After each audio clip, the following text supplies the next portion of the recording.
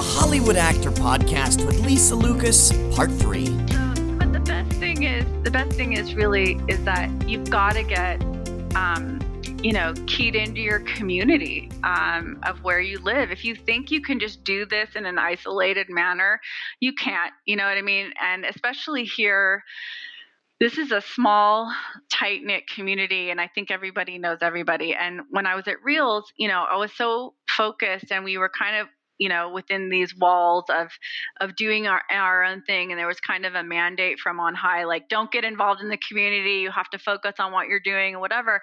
And that always never sat well with me. So when I left there after 4 years, I'm like, okay, I'm going to, really take the time to delve into the community. And what happened at Reels was, during the recession, they laid off 100 people and they stopped doing production in New Mexico. And they just, right now, they license really bad, like British tabloid TV, and they've completely changed their brand. And it's kind of sad, but if you're into that kind of thing, no disrespect to Reels, it's fine. I'm not interested in that kind of stuff.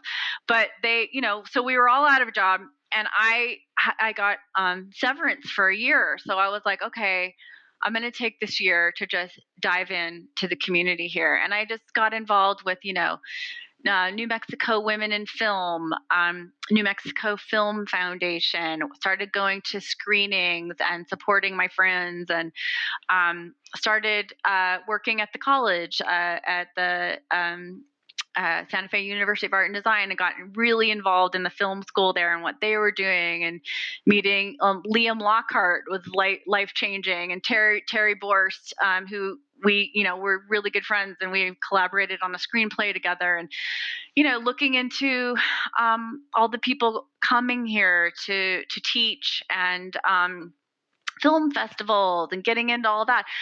That started also my beginnings with Silver Bullet Productions, this incredible group of people. I mean, they're some of the most incredible people I've ever met, headed by this woman, Pam Pierce. And, she's just dedicated to film education on native Pueblo communities here in northern New Mexico, and teaching people how to record and document their stories, because the cultures here are dying, and and the young people are the ones that are going to be entrusted to keep those stories and traditions alive. And she does that, and then they also make documentary features. I've been a producer on 2 of them. Award-winning pieces I'm really proud of that have both been on PBS. And then we just all Emmy nominated. We just got nominated again last weekend, and we ended up not winning for our film Defending the Fire in our category, but Silver Bullet won for the body of work and what we do in film education, and it was the Governor's Award, and it was so beautiful and a really wonderful thing to happen, just because they almost always give it to a person, and this year they gave it to the group because of the work that they've done for the last 10 years. And I'm really proud to be with them. And so, just getting involved with these people, that seeking out the people you really jive with and have similar visions with, to, and then I started a production company with one of my dear friend, Sarah Gartner, who's just amazing, probably the best editor in New Mexico and producer. And we started a company called Like Minds. And we've been developing shows, features, pitching in Los Angeles, trying to raise money to make our own stuff and collaborate with other great writers. And, and I really have come to this place in the last 5 years of just, what are the stories that I like to tell? And of course, I love stuff. I love anything that's provocative and good, I think, but I really gravitate towards female driven stories. And so I've helped a lot of young filmmakers and collaborated with them and done some things. I'm going to make a short, New Mexico Girls Make Movies, incredible organization. Jocelyn Jansen's and Barb Odell are, they just uplift young high school girls to be filmmakers. And so they asked me about 6 months ago to be a mentor for their screenwriting competition. Yeah. So I took on took on these two girls and had so much fun working with their screenplays. And then I told them both, if you win, I'll produce your movie. And then one of them, Sarah Mace, won. So we're going to be making her movie in a couple of months. So that's going to be fun. And I don't know. I love working with everybody. I'm feel like I'm coming into my own right now of just, I did my time with the film office, and that was a whole other part of my life that I never thought would come my way. But it enabled me to meet, everybody here that has come here that does the film incentive. So that's, like 80 projects a year for the last 3 years. So from like the top Hollywood, godless $80 million, Netflix series to Independence Day to student shorts or web series or small indies or, all these super cool things, the whole gamut. Meet the producers, help manage the productions. I just met incredible people. I mean, one of the greatest days of my life there was getting to meet John Sayles and Maggie Renzi. John Sayles is just a legend in independent film, and he was working on a movie here that he's finishing this year, and it may be his last film, I don't know. But oh my God, sitting down with the two of them and talking about their life and getting to know them, I mean, I just like wanted to cry. I wrote a thesis about his film Matewan when I was 22 years old in college, and just like I got to meet so many people. And then in the community, like the Alton Walpoles of the world. If you don't know Alton, he's like the godfather of film here, and I love that guy to death. He's just wonderful. Well, you really are helping to connect all the dots, and you're very much a part of the increasing health of the New Mexico film market, bringing in these large productions and helping that these young filmmakers matriculate into that market. That's so exciting. It is so exciting. And then, working really hard on the film bill last year to open up our state to this industry, that it almost killed me, that legislative session last year. But you know what? We did it, and it's only going to get better. And, electing a film positive governor who's so into it. And, Michelle Lujan Grisham is just, going all the way and letting us, really be a player in this for real to help the people here. And that is the other part that while I'm got totally burnt out doing that job, in all honesty, because it's just a lot of work, and was ready to move on. But while I was in the trenches, the thing that gave me the most joy with that was just, no matter who it was, trying, people would call. It's almost like being on this hotline of like, hi, I want to be an actor. What do I do? Hi, I'm a this. What da da. Oh my God, I'm having these horrible problems, blah, blah, blah, or whatever. And you just was this film problem solver.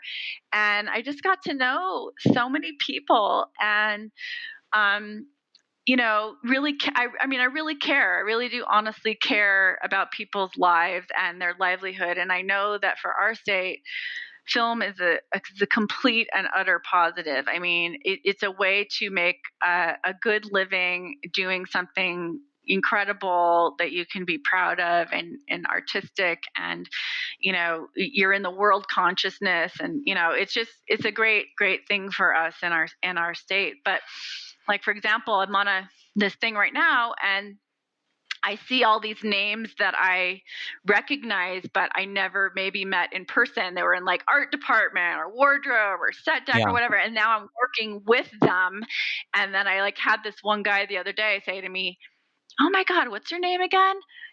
I called you like 2 years ago, and I was totally panicked, and I didn't know what to do, and and you completely took the time to help me, and I'm so grateful for that, and and blah, blah, blah, or whatever. And I'm like, I'm really glad to meet you, and know that it all worked out or whatever.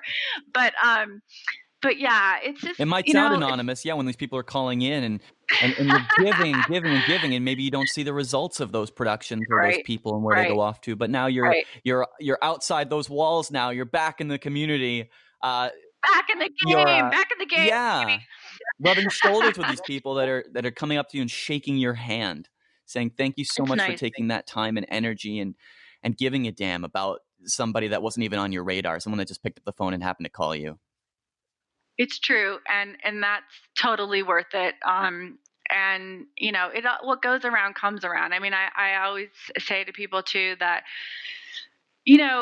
if you don't have passion and real belief in something, it would be hard. It would be hard to do this. I just feel like this is a type of thing that takes all of your energy, and you might as well, if you're going to do this for the rest of your life, be positive, be a problem solver, try to help, do what you can do, because, what's the alternative? I don't know. I just don't see any reason to be, take out your frustrations and anger on other people. It doesn't get you anywhere, and it's not fun, Well, how do you stay healthy and maintain that high level of energy? I know you still get burnt out, but Santa Fe seems to be giving you a lot back, like just the geography of it. Oh my God, I love it here. Clean air. It's a multicultural, amazing, artistic community of a lot of interesting people. I just feel like I can thrive here. There's a quiet when you want quiet, and a stillness, especially for if you want to write, that is so conducive to success in that area. And then there's also, an energy of, the people here are super political and passionate, and they may be a small amount, but they're mighty. And I think it's a city of like 75,000 people, but their voices there are some opinionated people here, and I totally respect that. And but yet then I can go skiing with my kids on the weekends, and get back to nature and go on a lot of hikes, and it's all accessible in this beautiful, beautiful place. So I just feel super blessed to be able to do this now, because really, when could you really live wherever you want to live and be in this industry professionally? I mean, it used to be you had to be in Los Angeles or New York or some major hub, Toronto, Vancouver. But now, with technology and the way people are making things and demand for stuff, and that the fact that only 10% of all production is made in Hollywood now, I mean, it's all where the film incentives are around the world, and New Mexico is one of these top places. So we're lucky. We're really lucky it's happening here. Thanks for listening to the Hollywood Actor Podcast. If you like this content, don't forget to rate, review, subscribe, and share.